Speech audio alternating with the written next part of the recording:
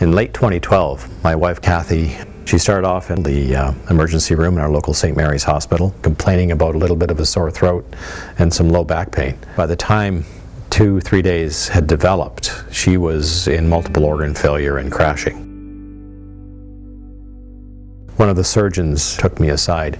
He fixed my gaze and he said, "This is serious. This is life-threatening. Where are your boys?"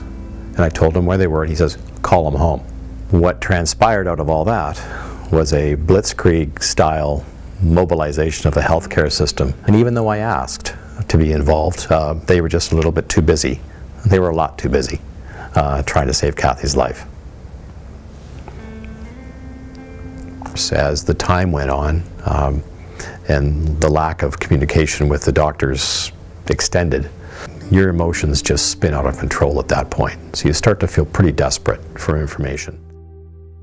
Connecting the Dots for Family Caregivers is a project funded by the Change Foundation. The project is about identifying who the caregivers are and co-creating with them the tools and the information they need so we can communicate better and also identify who the resources are for them. So oftentimes they don't know who to call. The 12 medical teams that were assigned to Kathy saved her life, and I really can't give them enough praise for the work they did. However, I wasn't part of the communication process, especially early in her journey. Over time, I was successful in getting that sort of communication, and then the information starts to come, and you're saying, I need to be writing some of these things down. So I armed myself with a notebook, and over the course of time, my notebook turned into notebooks. And they filled up because there was a lot of information. The project is also going to be extremely helpful for our care providers.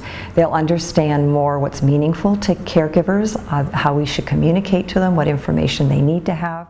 Ultimately, I felt much less stress. My anxiety was reduced. I felt like a true partner in Kathy's care journey.